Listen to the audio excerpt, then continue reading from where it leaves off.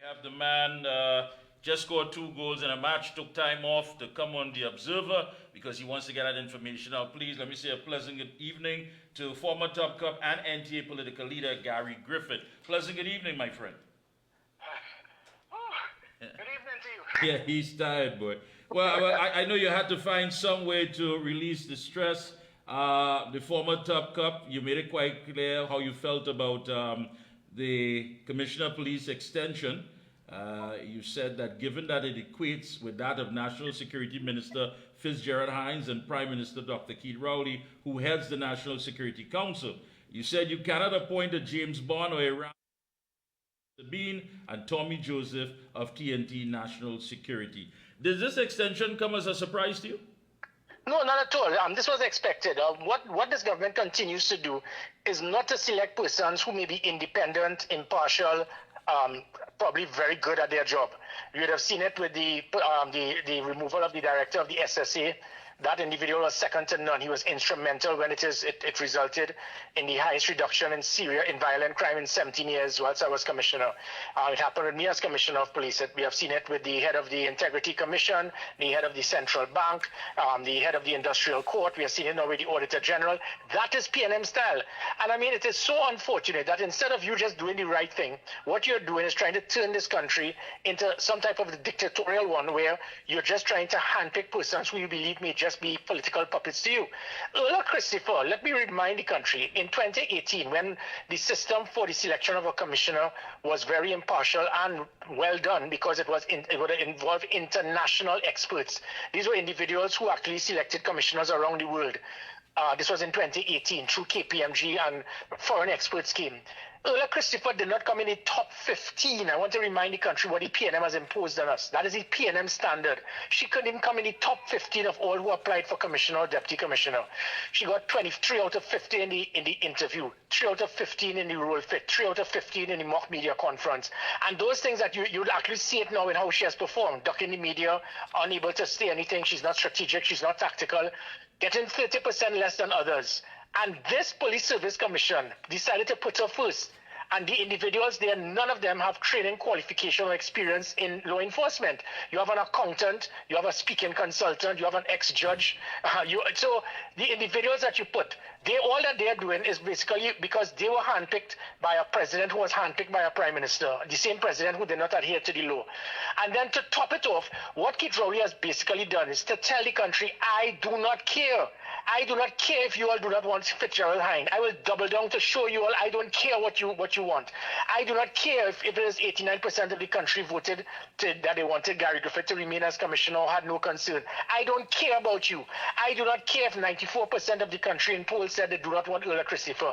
Basically what Keith Rowley is doing is telling to the country, slapping them in their face and saying what you care, what you say, what you feel, it does not matter until election day. So for all of those people, what Rowley has done to this country is impose Earl on us. Let us stop bashing Earl. Earl is nothing more than someone who applied, and the PNM decided to bring somebody who has failed miserably.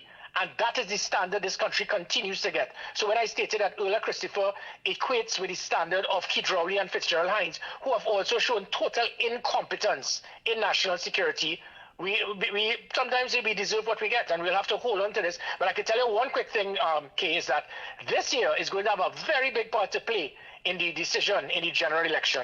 Well, one would think so, because, I mean, again, this is not the way the private sector operates. I mean, if you're going to make an assessment based on the performance of someone, you have to look at the pros and the cons. And I mean, when you look what's happening here, as we speak today, there's 213 murders, which means there are more murders for days of the year already. And one would think that a decision would be made, an announcement would be made that would give us some sense of security and hope that senior citizens will no longer be under siege, home invasions will be dealt with. All of these things will be made a priority. Now, yes, in fact, bashing Earl, she didn't put herself in that position. But there has to be some sense of consciousness to say, listen, what am I going to do now that I haven't tried to do already? This is the same lady who said that in December 2022, when she was acting as police commissioner, she set herself a murder reduction target of 20% in 6 months. However, in May of 2023, she conceded that the reality was a 10% increase in the murder toll. It just does not add up. Yeah, and you're correct. And again, in the measurement of performance for persons as commissioner, they're about 75. The situation as it pertains to crime reduction, that's just about 5 or 6 of the 75. One of the important things is how is the perception and fear of crime.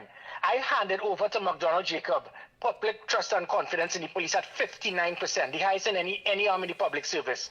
I inherited 14% from Stephen Williams. And then within a year and a half, from 59%, they have sent it back down to 8%. So from the highest in public trust and confidence, Keith Rowley said, I don't care that you have been able to put public trust and confidence in the police to 59%. I don't care if 89% of the country wants a commissioner. I don't care if there's the highest reduction in violent crime. And sad enough, the business sector, not one person said a word. All of these chambers stayed quiet. They said nothing. Now, you bring someone who has, as I said, not even in the top 15 by qualified experts, and you would have seen it now by how she has operated. She has not, even though there may be an increase in crime or whatever, at least if she could have shown that I am doing something different, I am transforming the police service. We had 2 criminologists on a newspaper, Darius Figueroa and another criminologist, who are totally clueless. They said, well, at least Earl Christopher is bringing intelligence-driven policing. That is total nonsense. Not one thing she has done. In fact, the things that cause intelligence-driven policing, intelligence-led policing, predictive policing, they shut down and dismantled, from the social media monitoring unit, the intelligence unit of SORT, the covert operatives, the 482 Gary, the online reporting, all of the strategic, the Operation Command Center, the Commissioner's Command Center, the National Operations Center. I could go on whole day. So what she did, they shut down and dismantled things that worked, and she has not put one thing to state to the country, look, I remove SORT, you're getting this. I remove the social media monitoring unit, I give you this. I remove, water down the gender-based violence unit, I'm giving you this. I remove the Operation Command Center. And now what we had, an operational command center that was set up to look at the cameras to monitor the criminals. Now you've changed that to have a commissioner where it is that cameras are being set up by criminals to look at the police. This is what Keith Rowley has imposed on the country. And I want to speak to I love PNM till I'm dead. How could that stop or minimize the possibility of your wife being raped, your daughter being kidnapped, or your son being killed? Think about your family first. Think about your country first before you think about blind political party loyalty.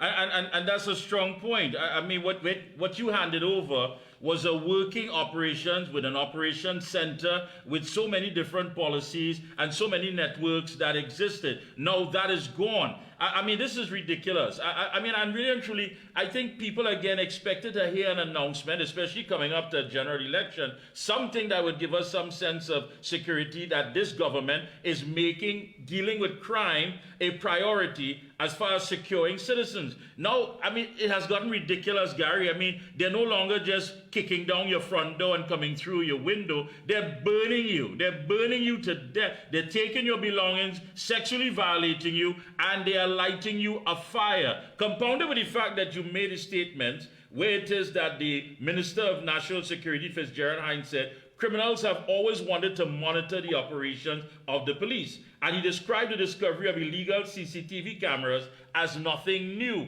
What is it that they are not doing that the criminal elements are so confident that they could set up these cameras and do as they like? Because your enemy will always strike when you are at your weakest. Is the TTPS at its weakest currently?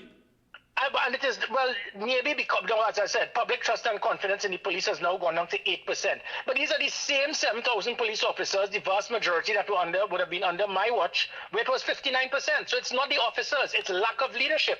You have Fitzgerald Hines making the most stupid statements, stating that criminals have been doing this all the time. Total nonsense. You have removed the director of the SSA. You have fired people because they are church going. And I'm shudder to think that this cannot just be incompetence. It seems that there's a deliberate attempt to ensure that the scales of justice can be tilted towards benefiting criminals. Just look at what is happening. They have not lifted a finger to do anything to deal with illegal firearms. Think about it, Trinidad and Tobago. We have seen about, I think, 3,000 people murdered by firearms in the last 10 years. About 5 of that 3,000 have been by legal firearms. So 99.8 or 9% have been by illegal firearms. And the government, I gave you a border protection unit, you have refused to use it. I handed you mobile scanners, you shut it down to pick up weapons in vehicles. I gave you SWAT, you shut it down. I said the Operation Command Center, you shut it down. I gave you 482, Gary, that people were giving us information to find illegal firearms. Every single thing they have done is to ensure that criminal elements can keep illegal firearms. And everything they have done also is to ensure that law-abiding citizens are pegged back. They have tried everything to stop and minimize law-abiding citizens from getting legal firearms to the height of stupidity by trying to state that we do not want you to carry a firearm in a church, in a school, in a bank, and in a bar. So what you're basically doing is telling the criminals, just wait for them when they come in or out of a bank. Just wait for them when they drop their children to school. Just wait until they come out of church. You are based it. A government cannot be so stupid. You cannot be so incompetent, which is why I refer to Hines and Rowley as the Benny Hill and the Tommy Joseph of national security. It is incompetence at its furthest. And anybody, I wish I could debate with any PNM person, and I challenge them to show me, name 2 people who have been so incompetent in national security in the history of Trinidad and Tobago, like Fitzgerald Hines and Keith Christopher Rowley. Yeah, and now with this whole CCTV thing, we are being told that a team has been created to answer who, what, where, when, and under whose authority. So here we go with another team. What does that say about the rank and file of the TTPS, that you always have to create some sort of team to investigate something? We've been there before, Gary. Now we're at it again. And the criminal elements are simply saying, listen, we are going to take advantage of any opportunity that would arise for us to have the edge over law enforcement. And this really and truly is not going to play out well. Well, and you're correct, and that is what they continue to do, and we foolishly accept it. You had something with legal firearms. The state decides to hire a retired judge. The man has no knowledge, training, or qualification in law enforcement. You hire a judge, he comes up with the most stupid report, says that firearms unit in the police is a massive, well-oiled criminal industry. Stanley Jokey John said it, and because and Fitzgerald Hines, oh, it's this distinguished judge. Well, this man is a joker, because after 4 years, you have smeared the image of the police service internationally by claiming it was a massive, well-oiled criminal industry, and not one person convicted in 4 years, not one person charged in 4 years, not one person arrested in 4 years. Instead, because of their desperation, they decided to fly up to Barbados to kidnap a Trinidad and Tobago citizen, and that is what they did. They then hired an audit committee, handpicking individuals who then are so stupid. These clowns decided to do an audit and not speak to the person who was in charge of the company or the organization that you're auditing. And then you try to run into Parliament like a coward to read out the report. It's the same thing they're doing with the Auditor General. You're hiring somebody who you're paying big money to then write a report, to then say what you feel that will be beneficial to you, and tell the country, look what it is. There's something called a police service. There's no Gestapo unit that you could keep handpicking people and call it an investigation. You then, in this matter with the Auditor General, in fact, you hire a retired judge again. They keep using the retired judge, right? Yeah. But the retired judge is a man who was in family court. The man probably doesn't even have a Form 5 basic accounting pass. But you hire him to deal with seeing about a forensic audit to find out what went wrong with hundreds of millions of dollars. A retired judge, who I think was a family court judge. You can't be that foolish, and the country cannot be that naive. The country cannot be that naive to be able to accept this and feel that the government could continue to handpick people, call it an investigative team, let them write what you want because you're paying them big money. They then tell you that, well, it's not the government to blame, it's the Auditor General, it's Gary Griffith, it's Roger Best. That is what they do. And we are buying this nonsense. And again, I ask the country, understand, this is not helping you. There's something called the PNM and there's something called the Rowley PNM. To those persons who are fence sitters as it pertains to politics who support the PNM, understand, this man is destroying the country with his arrogance and with his incompetence. Going back to the earlier Christopher, he has imposed earlier Christopher on us and basically told you all, I do not care if you all don't want her. I do not care if you wanted Gary Griffith. I do not care if you didn't want Fitzgerald Hines. I am telling you what I want, and the rest of Trinidad and Tobago could go to hell. That is basically what he has said. And even if Trinidad and Tobago drowns in blood, we are going to have to continue to get this. I ask the country, hold strain, hold your ground.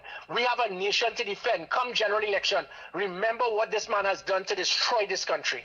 And you're right. And I think too many times the narrative just simply rolls off the backs of people and they're not asking the questions. Because as you mentioned, it is Hines who said it is the police who investigate crime. And in terms of monitoring the national security affairs of Trinidad and Tobago, the Strategic Services Agency, the SSA, is responsible. So he said both the police and the SSA were conducting investigation. And if that be the case, why designate a team?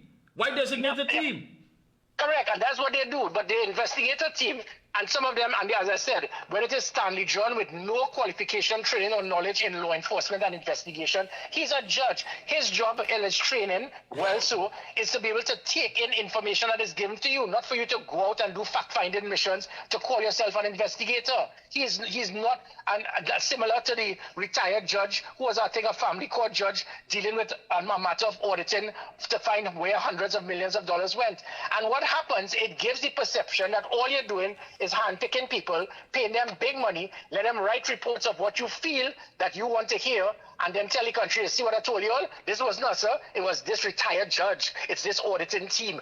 And they're smart, like the auditing team for the firearm investigation. He's such a coward. He didn't want to go on a platform to read out what the auditing team said, because I would have sued him for every single cent he had and the auditing team. So that is why there was, when people keep saying, why Gary doesn't want the audit report to come out, he could have put it out. But say it out in the road, say it out in the street, say it out in your post-cabinet conference where you never say anything about what happens after cabinet. You just use it as a bashing of people politically opposed to you. You wanted to go to parliament, just like what you did with Emailgate. It is the one place you could read out lies to defame and discredit persons and not be sued.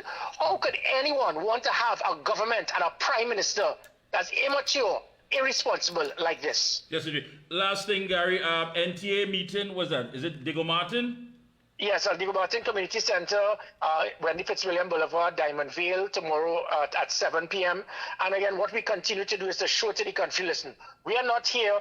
The country has understood that the PNM, they have failed. They do not have the capability. We are stating that we have a country to defend. We have a nation to defend. And we're not just speaking about crime. We are speaking about defending the treasury, defending the country from incompetence, from stupidity, from arrogance, from ignorance, from dictatorship.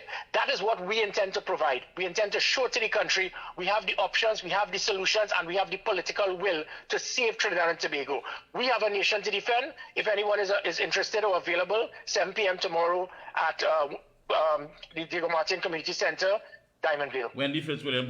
Thank you so much, Gary. Keep up the good work. I don't know if you're going back to your game, but keep up the good work and let's see what happens. The matchup is going to be between you and Gayelle Singh. Let's see who scores first. He'll be offside, don't worry. All right, Gary. Thanks a lot. Appreciate it.